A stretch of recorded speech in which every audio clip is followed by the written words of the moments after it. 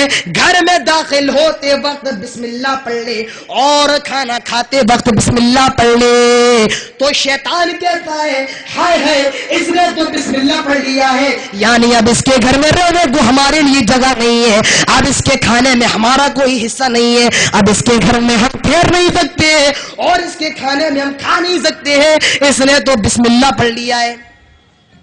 تو یہ شیطان اس گھر سے بھاگتا ہے، اس گھر میں اس کے لیے جگہ نہیں ہوتی ہے جس گھر میں بسم اللہ پڑھ لیا جائے۔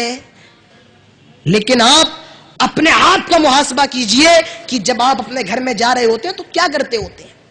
کوئی جاتا ہے سیٹی بجاتا ہوا جاتا ہے،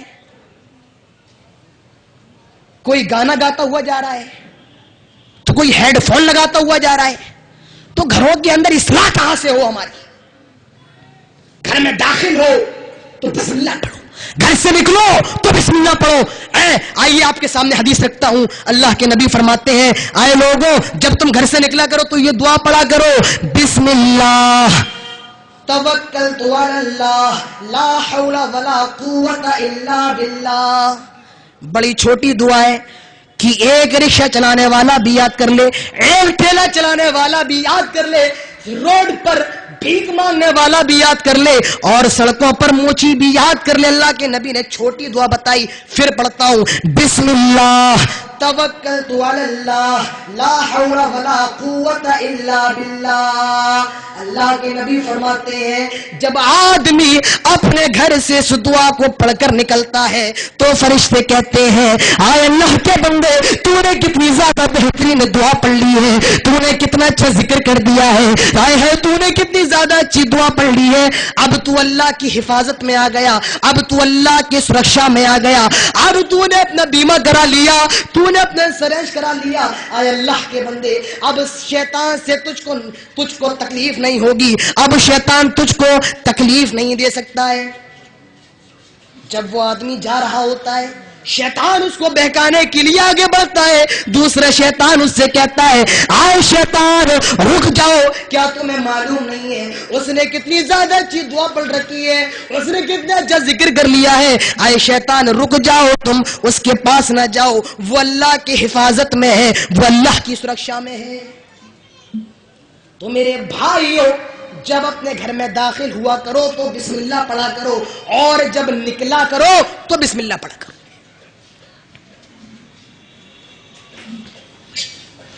پانچ چیزیں۔ چھٹی چیز،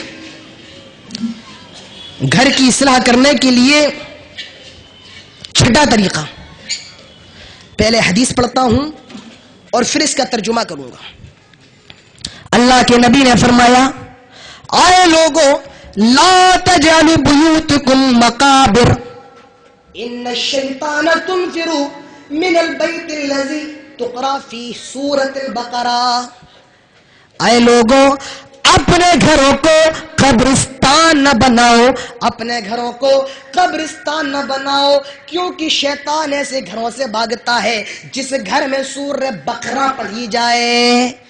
اس حدیث سے ایک مسئلہ اور ثابت ہوتا ہے کہ قبرستان قرآن پڑھنے کی جگہ نہیں ہوگی۔ میں نہیں کہتا ہوں، اللہ کے نبی کہہ رہے ہیں لا تجعلوا بیوتکم مقابر، اپنے گھروں کو قبرستان نہ بناؤ، یعنی قبرستان یہ قرآن پڑھنے کی جگہ نہیں ہے۔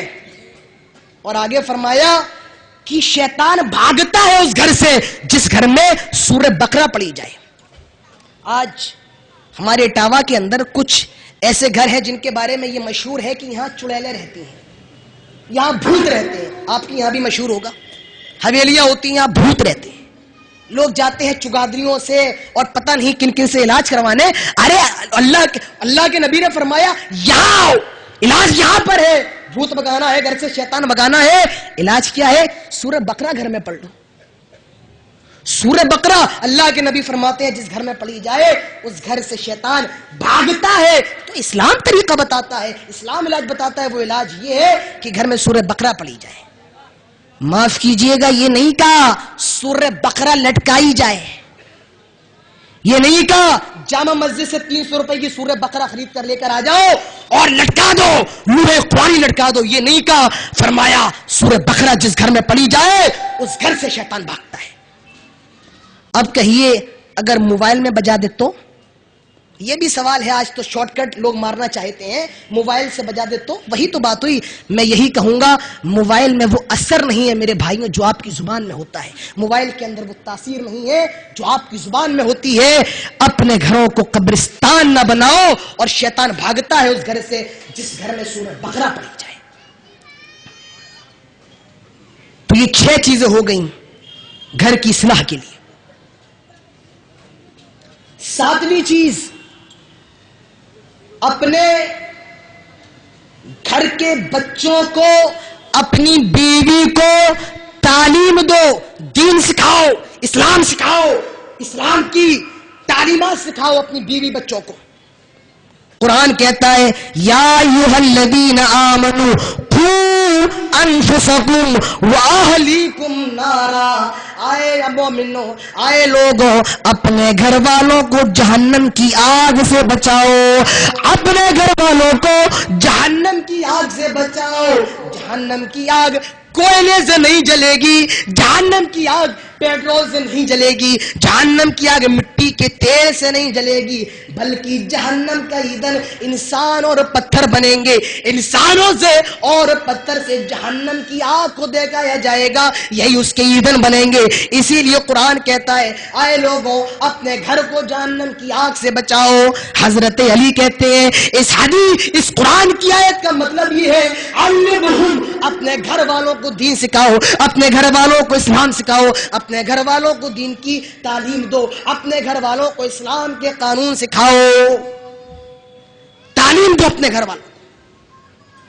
ایک مثال میں آپ کو دوں، آپ کا بچہ آپ سے کہنے لگا ابا جان ہم کو موٹر سائیکل دلا دو، کیا آپ اس کو موٹر سائیکل دلا دیں گے؟ آپ کے بچے نے ضد کر لی نہیں مجھ کو دلا دو، مجھ کو دلا دو، میں چلانا چاہتا ہوں، اور لڑکے چلاتے ہیں میں بھی، لیکن وہ ابھی موٹر سائیکل نہیں چلانا جانتا ہے، تو آپ بتائیے کیا آپ اس کو موٹر سائیکل دے دیں گے؟ نہیں۔ آپ کو پتا ہے اگر میرا بیٹا اس اندر لوگ سے نکل گیا موٹر سائیکل لے کر تو بہت زیادہ جام ہوتا ہے، ٹریفک ہوتا ہے، اور میرے بیٹے کو ابھی بائک چلانا نہیں آتی ہے، ہو سکتا ہے میرا بیٹا کسی کار کی چپیٹ میں آ جائے، ہو سکتا ہے میرا بیٹا کسی ٹرک کے نیچے آ کر دب کر مر جائے، آپ اس کو موٹر سائیکل نہیں دیں گے جب تک آپ خود چلانا نہ سکھا دیں یا کسی ماہر آدمی سے سکھا نہ دیں۔ آپ اپنے بیٹے کو موٹر سائیکل نہیں دے سکتے ہیں جب تک اس کو موٹر سائیکل چلانا نہ آئے، جب تک وہ موٹر سائیکل نہ سیکھ جائے۔ میرے بھائیوں آج کے دور میں فتنوں کا ٹریفک ہے، آج کے دور میں گناہوں کا بازار گرم ہے، گناہوں کا جام لگا ہوا ہے، اور آپ کا بیٹا نکلا ہے موٹر سائیکل لے کر، ابھی اسے چلانا نہیں آتا ہے، آپ کا بیٹا نکلا ہے ابھی اسے قرآن و حدیث کا علم نہیں ہے، پہلے اس کو قرآن سکھاؤ، حدیث سکھاؤ، نبی کا طریقہ سکھاؤ، تب آپ کا بیٹا اس راستے کو پار کر جائے گا۔ آپ اس کو موٹر سائیکل چلانا سکھاؤ تب آپ کا بیٹا وہ سڑک پار کرے گا۔ اسی طریقے سے یہ فتنوں کا دور ہے، اس دور میں اپنے بچوں کو قرآن سکھا دو، حدیث سکھا دو، تو اگر تم نے یہ کر دیا انشاءاللہ آپ کے بچے آٹومیٹکلی جہنم سے بچ جائیں گے۔ یہ مطلب ہے حضرت علی کا علمہم، اپنے گھر والوں اپنے بچوں کو علم سکھاؤ، دین سکھاؤ، اسلام سکھاؤ۔ اسلام کیا ہے؟ آج بچے یہی نہ جانے کہ ظہر کی نماز میں کتنی رکعتیں ہوتی ہیں اور عصر کی نماز میں کتنی رکعتیں، آج تو یہ حال ہے کلمے نہیں جانتے ہیں بہت سے مسلمان، معاف کیجئے گا ہماری ملاقات ہوئی ہے کلمے نہیں جانتے ہیں، اور بہت سے مسلمان تو ایسے ہیں جو اپنی حقیقت چھپاتے ہیں، ہم کو مسلمان نہ سمجھے، مسلمان ہی نہ سمجھے، ایسے لوگ ہیں۔ پوچھو کیوں؟ ارے جناب کاروبار میں خلل پڑ سکتا ہے، ہمارے کلینک ہے، کلینک میں لوگ کم آئیں گے، ہم مسلمان ہیں۔ لوگ اتنے زیادہ اپنے حقیقت کو بھی چھپا رہے ہیں۔ تو فرمایا کہ لوگوں اپنے گھر والوں کو بچاؤ جہنم کی آگ سے جس کا ایندھن انسان اور پتھر بنیں گے۔ اللہ کے نبی فرماتے ہیں ثلاثۃ لہم اجران، 3 آدمی ایسے ہیں جن کا بدلہ اللہ پر دگنا ہے، یعنی اللہ دگنا ان کو بدلہ دے گا۔ اور وہ 3 آدمی کون ہیں؟ اللہ کے نبی فرماتے ہیں ایک وہ آدمی ہو جو بنی اسرائیل میں سے ہو، جو جو عیسائی ہو یا یہودی ہو اور اس نے اسلام قبول کر لیا ہو، اس نے اسلام کو اپنا لیا ہو، اللہ کے نبی فرماتے ہیں پہلا وہ آدمی ہے جو بنی اسرائیل میں سے ہو جس نے بعد میں اسلام قبول کر لیا ہو، یعنی وہ اپنے نبی پر بھی ایمان لے کر آیا ہو اور ہمارے نبی پر بھی ایمان لے کر آیا ہو، جو اپنے پیغمبر پر بھی ایمان لے کر آیا ہو اور جناب محمد رسول اللہ پر بھی ایمان لے کر آیا ہو، ایسے آدمی کا دگنا اجر اللہ کے پاس ہے، اللہ اس کو ڈبل ثواب دے گا۔ اور دوسرا وہ غلام جو اللہ کا حق ادا کرتا ہو اور اپنے مالک کا بھی حق ادا کرتا ہو، جو اللہ کا بھی حق پورا کرتا ہو اور اپنے مالک کا بھی حق ادا کرتا ہو۔ اور تیسرا وہ آدمی جس کے پاس کوئی لونڈی ہو اور وہ اپنی لونڈی کو قرآن سکھائے، حدیث سکھائے، اسلام سکھائے، دین سکھائے اور پھر اس کو آزاد کر دے۔ غور کیجئے اللہ کے نبی کیا فرما رہے ہیں، پہلا آدمی جو بنی اسرائیل میں سے تھا اور ایمان لے کر آئے اسلام پر، اور دوسرا وہ آدمی وہ غلام جو اپنے مالک کا بھی حق ادا کرتا ہو اور اللہ کا بھی حق ادا کرتا ہو، اور تیسرا وہ آدمی جو اپنی لونڈی کو قرآن و حدیث سکھائے اور بعد میں اس کو آزاد کر دے اور پھر اس سے شادی کر لے۔ ایسے تین لوگوں کو ڈبل اجر ملے گا۔ اب آپ کہیں گے کہ اس حدیث سے کیا آپ کہنا چاہتے ہیں؟ آپ کہہ رہے ہیں کہ گھر والوں کو تعلیم دو اور یہ حدیث تو کہہ رہی ہے کہ تین لوگوں کو اللہ ڈبل ثواب دے گا، اس کا ربط کیا ہے؟ ان دونوں چیزوں کا تعلق کیا ہے؟ تعلق یہ ہے، قربان جائیے امام بخاری کی ذہانت پر اللہ نے کیسا ذہن امام بخاری کو دیا تھا۔ ہم دعا کرتے ہیں الہ العالمین سے، اے اللہ رب العالمین تو امام بخاری کی قبر کو نور سے بھر دے، اے اللہ تو کربٹ امام بخاری کو سکون اور اطمینان عطا فرما۔ امام بخاری کی ذہانت کو دیکھیے، امام بخاری اس حدیث کو اپنی کتاب بخاری کے اندر کتاب العلم میں لے کر آئے ہیں اور باب باندھا ہے، باب تعلیم الرجل اہلہ وامتہ، اس آدمی کا بیان جو اپنے گھر والوں کو اور اپنی لونڈی کو قرآن کی تعلیم دے، اسلام کی تعلیم دے۔ امام بخاری اس حدیث سے یہ ثابت کرنا چاہتے ہیں کہ جس نے اپنی غلام کو، اپنی لونڈی کو دین سکھایا، اللہ اس کو دگنا بدلہ دے گا، اور جو اپنے پریوار کو دین سکھائے، اپنے بچوں کو دین سکھائے، اپنی بیوی کو دین سکھائے، اپنے ماں کو دین سکھائے، اپنے باپ کو دین سکھائے، تو اللہ اس کو کتنا بڑا ثواب دے گا۔ کہنے کا مطلب یہ، اللہ اس کو کتنا بلند ثواب دے گا۔ تو 7 چیزیں ہو گئیں۔ یہ 7 چیزیں کیا ہوئی؟ 7ویں چیز کیا ہے کہ اپنے گھر والوں کو دین سکھاؤ، اسلام سکھاؤ۔ لیکن میرے بھائیوں معاف کیجئے گا، آج ہمارا ذہن بالکل اپوزٹ ہو گیا ہے، بالکل الٹا ہو گیا ہے۔ بچوں کو دین کیسے سکھائیں؟ بڑے ہو کر بیچارہ بھوکا رہے گا، کیا کرے گا؟ بچے کو مدرسے میں بھیجیں گے، عالم بن جائے گا، مسجد میں پڑھائے گا، 5,000 روپے، زیادہ سے زیادہ 8,000 روپے ملیں گے؟ نہیں، ہم تو اپنے بیٹے کو ڈاکٹر بنائیں گے، انجینئر۔ ہم منع نہیں کرتے ہیں اور اسلام بھی منع نہیں کرتا ہے کہ آپ اصلی تعلیم اپنے بچوں کو نہ دلائیں، نہیں، ڈاکٹر بناؤ، انجینئر بناؤ، سائیکولوجسٹ بناؤ، جو بنانا ہے بناؤ، لیکن جو سب سے پہلی چیز ہے اپنے بچے کو دین بھی سکھا دو، آگے چل کر اسے دشواریوں کا سامنا نہ کرنا پڑے، اس کے سامنے ایسے فتنے نہ آئے جو اس کے ایمان کو خراب کر دیں۔ پہلے اس کو تعلیم دو دین کی، اس کو علم سکھاؤ، لیکن نہیں، آج ہماری تعلیمیں اسلام سے کوسوں دور ہیں۔ ڈاکٹر بناؤ، انجینئر بناؤ، مولوی بنا کر کیا کریں گے آپ؟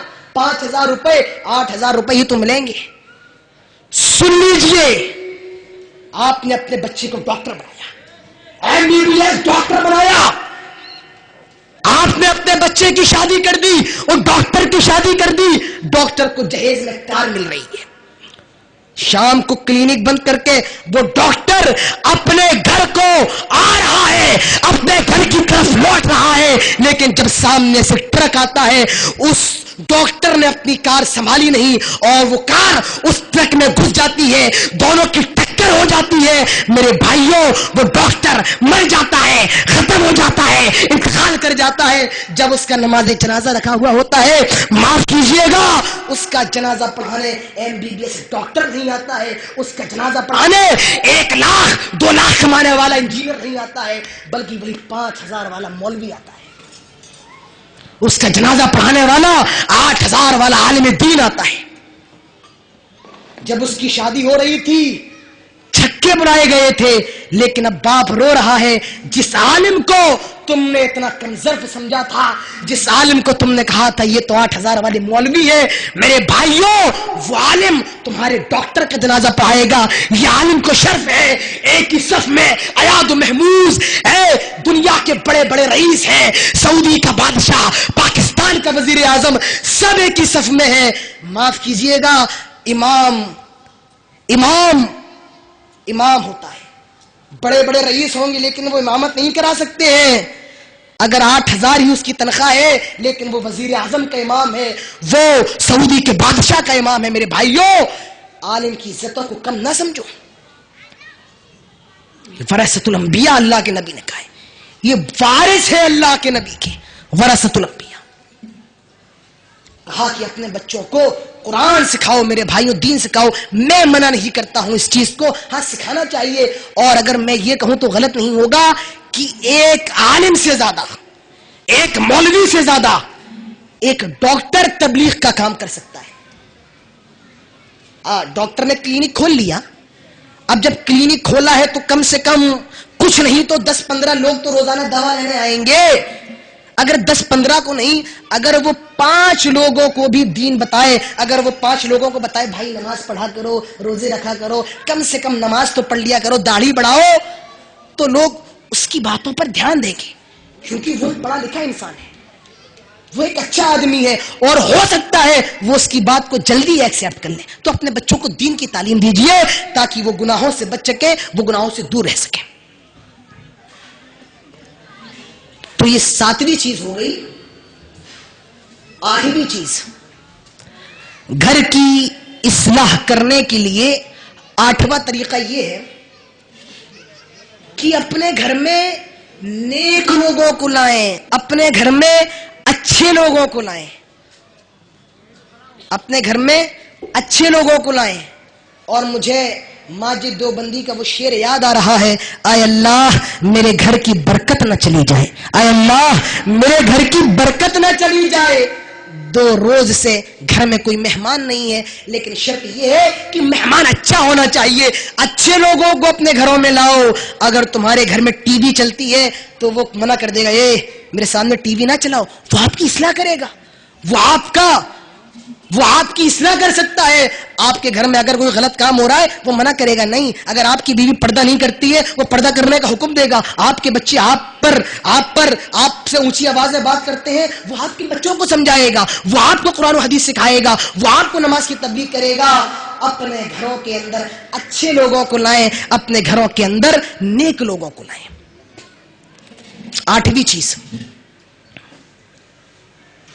9ویں چیز کہ گھر کے متعلق شریعت کے کچھ قانون ہیں، ان قانونوں کو سیکھ لو، ان قانونوں کو سیکھ لو۔ اللہ تعالیٰ کہتا ہے، یا ایھا الذین آمنوا لا تدخلوا بیوتا غیر بیوتکم حتی تستأنسوا وتسلموا علی اہلہا۔ اللہ تعالیٰ فرماتا ہے، ایمان والو، جب تم کسی دوسرے کے گھر میں جاؤ، جب تم کسی رشتہ دار کے گھر میں جاؤ، جب تم کسی پڑوسی کے گھر میں جاؤ، جب تم اپنے گھر کے علاوہ کسی بھی گھر میں جاؤ تو حتی تستانسوا، تم ایسے داخل نہ ہو جاؤ یہ تو میرے چاچا کا گھر ہے، میرے دوست کا گھر ہے، ایسی داخل نہ ہو جاؤ۔ حتی تستانسوا، جب تک گھر میں سے اجازت نہ لے لو۔ کیا میں اندر آ سکتا ہوں؟ کیا مجھے اندر آنے کی اجازت ہے؟ قرآن کہتا نہیں ایسے گھر میں مت چلے جانا منہ اٹھا کے چل دیے، نہیں، اجازت لو، وتسلموا، اور سلام کرو، السلام علیکم۔ لیکن آج آپ دیکھیے کیا ہوتا ہے، اگر کسی کا نام شمیم ہے، کوئی آدمی گھر میں گیا تو سلام علیکم کچھ نہیں، اے شمیم باہر آ. یہ تو آج ہمارے معاشرے کا حال ہے. تو فرمایا گیا، قرآن کہتا ہے اجازت لو، سلام کرو، اور اگر کہا جائے لوٹ جاؤ تو لوٹ جاؤ. یہ نہیں میرے دوست اگر ہم تو اندر آ کے رہیں گے، نہیں، اگر اندر سے آواز آئے تو لوٹ جاؤ، لوٹ جاؤ، رکو نہیں. میرے بھائیوں، یہ کچھ قانون ہے شریعت کے. کون جانتا ہے؟ کون جانتا ہے؟ اللہ کے قرآن کہتا ہے اگر بچہ بالغ ہے تو وہ ماں باپ کے روم میں نہیں جا سکتا ہے. بڑے بھائی ہے، اس کی شادی ہو گئی ہے تو بغیر اجازت کسی بھی ٹائم ان کے روم میں نہیں جا سکتا ہے. نہیں، اسے اجازت دینی پڑے گی. اپنے امی کے، اپنے ابو کے کمرے میں بھی جا رہا ہے وہ اجازت لے گا. اپنے بڑے بھائی کے کمرے میں جا رہا ہے وہ اجازت لے گا اگر بالغ ہو گیا ہے. اور اگر نابالغ ہے تب بھی 3 ٹائم میں اس کو اجازت دینی پڑے گی، 3 ٹائم میں. اور وہ ٹائم کیا ہے؟ نماز فجر سے پہلے، فجر کی نماز سے پہلے اگر کوئی اپنے باپ کے اور امی کے کمرے میں جانا چاہتا ہے تو وہ اجازت لے گا کہ مجھے اندر آنے کی اجازت ہے. ظہر کی نماز کے بعد کوئی جانا چاہتا ہے نابالغ تو وہ اجازت لے گا کہ ہمیں اندر آنے کی اجازت ہے. اور اگر عشاء کی نماز کے بعد کوئی نابالغ جانا چاہتا ہے تب بھی وہ اجازت لے گا کہ ہمیں اندر آنے کی اجازت ہے. یہ رولز ہیں شریعت کے، یہ قانون ہے شریعت کے، اور ان قانون کو فالو کرنا پڑے گا. یہ ہمارے لیے ضروری ہے. ہم بات کرتے ہیں اصلاح معاشرہ. میرے بھائیوں، اپنے گھروں کی اصلاح کیجئے. میں دعویٰ کرتا ہوں، میں اس اسٹیج سے کہہ کر جا رہا ہوں، ہمارے پورے سماج کی اصلاح ہو جائے گی. اگر ہم نے اپنے گھروں کی اصلاح کی، ہمارے پورے معاشرے کی اصلاح ہو جائے گی. تو نبی چیز گھر کے شریعت کے کچھ قانون ہیں، ان قانونوں کو سیکھ لو. گھر کے کچھ رولز ہیں، ان رولز کو سیکھ لو. 11ویں چیز یہ ہے کہ جہاں 3-4 برتن ہوتے ہیں وہ آپس میں ٹکراتے ہیں. یہ چیزیں ہم سے بھی پوشیدہ نہیں ہیں، یہ چیزیں آپ پہ بھی پوشیدہ نہیں ہیں. کبھی ساس بہو کی لڑائی، یہ ہر گھر کی کہانی ہے.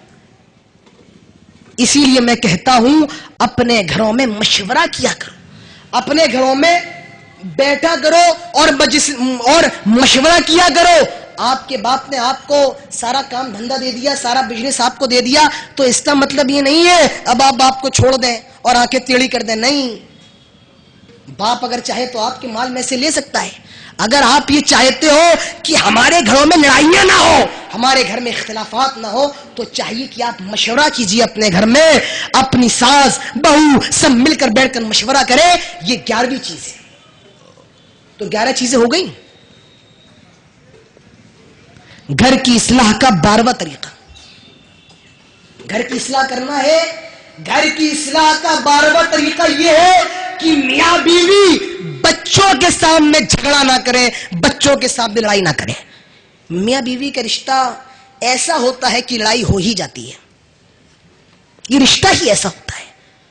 لیکن لڑائی اگر کر بھی رہے ہیں، اختلاف ہمیشہ 2 لوگوں کے درمیان ہو ہی جاتا ہے. اس سے میاں بیوی بھی مستثنا نہیں ہے، ہو جاتا ہے. لیکن ان کو چاہیے کہ اپنے بچوں کے سامنے جھگڑا نہ کریں. بہت سے ایسے لوگ ہوتے ہیں جو اپنی بیوی کو ایسی گندی گندی گالیاں دیتے ہیں اور ایسی باتیں بولتے ہیں جو مرتے دم تک بچے کے ذہن میں ہوتی کہ ہاں میرا باپ میری ماں کو یہ کہا کرتا تھا. اور وہی چیز پھر بڑے ہو کر بچوں میں بھی آ جاتی ہے. اگر لڑائی کر رہے ہیں تو بچوں کے سامنے نہ کریں. اب کیا ہوتا ہے، ماں باپ میں لڑائی ہو گئی، ماں نے بچے سے کہا اے باپ کے پاس مت جانا، اگر جاؤ گے تو ہم تم سے نہیں بولیں گے، میں تم سے نہیں بولوں گی. اب بچہ بھی بیچارہ ڈر کی وجہ سے باپ بلاتا ہے، بچہ بھی نہیں جاتا ہے. اگر جائیں گے تو امی نہیں بولیں گی. تو بچوں کے سامنے جھگڑا نہیں کرنا چاہیے.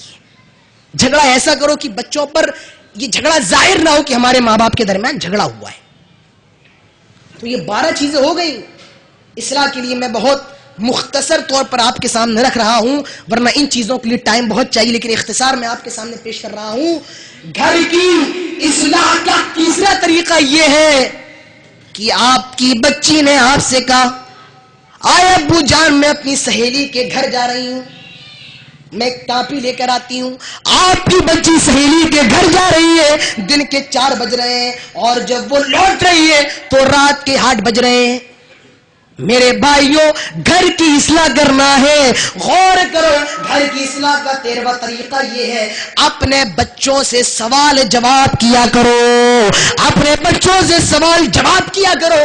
اپنے بچوں سے پوچھا کرو کہاں سے آ رہے ہو، آپ کی بیٹی 4 بجے گئی ہے, رات کے 8 بجے آ رہی ہے. اپنی بیٹی سے سوال کرو یہ کہاں گئی تھی, تم نے تو کہا تھا سہیلی کے گھر جا رہی ہو, اور اتنی دیر میں کیوں آ رہی ہو؟ میرے بھائیو غور کرو, حضرت مریم کھجور کا موسم نہیں ہے, کھجور آ رہے ہیں. پھل کا موسم نہیں ہے, پھل آ رہے ہیں. سیب کا موسم نہیں ہے, سیب آ رہے ہیں.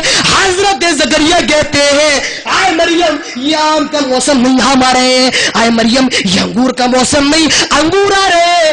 کلاس لے رہے. میرے بھائیو کلکم راعٍ وکلکم مسئول عن رعیتہ, تم میں ہر شخص نگہبان ہے اور ہر شخص اس کی ذمہ داری کے بارے میں سوال کیا جائے گا. آپ کلاس لیجئے, آپ اپنے بچوں کی کلاس لیجئے, آپ اپنی بیٹی کی کلاس لیجئے کہ یہ بتاؤ یہ ڈائری کہاں سے آئی, یہ قلم کہاں سے آیا, یہ لیٹر کہاں سے آیا. آپ کلاس لیجئے, ان کی تراشی لیجئے, ان کے حساب و کتاب لیجئے کہ آپ کو میں نے اتنا پیسہ دیا تھا اور آپ نے یہ پیسہ کہاں صرف کیا. گھر کی اصلاح کرنا ہے, ایک طریقہ یہ ہے, ایک طریقہ ابھی میرا چھوٹ گیا ہے, وہ یہ ہے کہ گھر کی اصلاح کے لیے ایک طریقہ یہ ہے کہ گھر میں برے لوگوں کو نہ لائیں, گھر میں ایسے لوگوں کو نہ لائیں جن کا ایمان خراب ہو, جن کا عقیدہ خراب ہو, اور گھر میں ایسی عورتوں کو بھی نہ لائیں جس کا عقیدہ گڑبڑ ہو, جس کا ایمان گڑبڑ ہو. اب آپ کہیں گے اس سے کیا تعلق ہے, وہ کافر ہے یہ مسلمان ہے. وہ فارسی کا مجھے شعر یاد آ رہا ہے, صحبت صالح کنت صالح راہ, صحبت طالح کنت طالح راہ. ایک اگر آپ کسی گندگی کے پاس بیٹھے ہیں, کسی گندگی سے گزر رہے ہیں, آپ کہیں نجاست پڑی ہوئی ہے اور اس سے آپ نکل رہے ہیں, اتنا یاد رکھیے اس کی جو بدبو ہے وہ آپ کو ضرور لگے گی, بدبو ضرور لگے گی. اور اگر آپ کسی عطر بیچنے والے کے پاس سے نکل رہے ہیں, کسی عطر فروش کے پاس سے نکل رہے ہیں, تو آپ کو خوشبو ضرور لگے گی. آپ عطر لگا نہیں رہے ہیں, آپ نے عطر لگایا نہیں ہے, لیکن آپ کو خوشبو لگے گی. اسی طریقے سے اگر گھر میں آپ برے لوگ لائیں گے تو ان کا اثر تھوڑا بہت آ سکتا ہے گھر کے بچوں پر, آپ کی بیوی پر, آپ کے اہل و عیال پر. بہتر یہ ہے کہ اپنے گھر میں اچھے لوگوں کو لائیں, برے لوگوں کو نہ لائیں. اور میں نے تیرہویں چیز بتائی ہے کہ اپنے بچوں کا حساب لیں کہ تم نے یہ چیزیں کیا کیا, میں نے تم کو اتنا پیسہ دیا تھا کیا ہوا. اور آخری چیز, 14ویں چیز گھر کی اصلاح کے لیے, کبھی کبھی مذاق بھی کر لیا کرو. کبھی کبھی ہر وقت ڈانٹنے پھٹکارنے سے کام نہیں, مذاق بھی کیا کرو اپنے بچوں سے, اپنی بیوی سے, کیونکہ یہ ان کا حق ہے, یہ ان کا ادھیکار ہے. آپ اپنے بچوں سے, اپنی بیویوں سے مذاق کیجئے, ہنسیے, بولیے, یہ ان کا حق ہے. یہ گھر کے 14 اصول ہیں جو میں نے آپ کے سامنے رکھے ہیں, 14 رولز. اور میں دعویٰ کرتا ہوں جو لوگ اپنے گھروں کی اصلاح کرنے لگے, سن لیجئے, جو لوگ اپنے گھروں کی اصلاح کر لیں, میں کہتا ہوں پورے سماج کی اصلاح ہو جائے گی, پورے محلے کی اصلاح ہو جائے گی, پورے شہر کی اصلاح ہو جائے گی, پورے ملک کی اصلاح ہو جائے گی, پوری دنیا کی اصلاح ہو جائے گی اگر ہم اپنے گھر کی اصلاح کے لیے فکر مند ہو گئے. تو میں نے 14 طریقے آج آپ کے سامنے رکھے ہیں, جس میں سب سے پہلی چیز میں نے آپ کے سامنے رکھی ہے کہ نیک عورت اپنے گھر میں لے آؤ. یہ سب سے اہم چیز ہے گھر کی اصلاح کے لیے. اس کا بہت اثر پڑتا ہے بچوں پر. ہم وہ بچپن سے کہاوت سنتے آئے ہیں کہ ماں بچوں کی سب سے پہلی یونیورسٹی, سب سے پہلا کالج, سب سے پہلا وشو ودیالیہ اگر کوئی ہے تو وہ ماں کی گود ہے. آپ کی بیوی اچھی ہے, آپ کے بچے اچھے ہوں گے, آپ کا گھر اچھا ہوگا. اور اگر آپ کی بیوی اچھی نہیں ہے تو معاف کیجئے گا, آپ کا گھر بھی اچھا نہیں ہو پائے گا. اور یہی اللہ کے نبی نے کہا تھا, لوگوں میں تم سے کہتا ہوں 3 چیزیں جمع کر لو. پہلی چیز, اپنے اللہ کا شکر کرنے والا دل پیدا کر لو, اور اپنے اللہ کی پاکی بیان کرنے والی, اپنے اللہ کا ذکر کرنے والی زبان کر لو. اس زبان سے گالیاں نہ دیا کرو, اس زبان سے کسی کو برا نہ کہا کرو, اللہ کا ذکر کیا کرو. اور تیسری چیز بتائی تھی کہ نیک عورت گھر میں لے آؤ جو تم کو اچھے کام کی طرف ابھارے, تم کو نماز پڑھائے, روزہ رکھوائے, تم کو صدقہ و خیرات کروائے.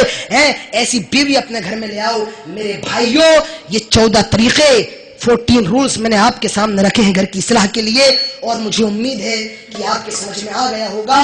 گھر کی اصلاح کرنا ہے، سماج کی اصلاح کرنا ہے، معاشرے کی اصلاح کرنا ہے، سب سے پہلی چیز ہے اپنے گھر کی اصلاح کرنا۔ اپنے گھر کی اصلاح، میں یہیں پر اپنی باتوں کو مکمل کرتا ہوں، اپنی باتوں کو ختم کرتا ہوں اور اللہ سے دعا کرتا ہوں اے الہ العالمین تو ہم سب کو اپنے گھروں کی اصلاح کرنے کی توفیق عطا فرما۔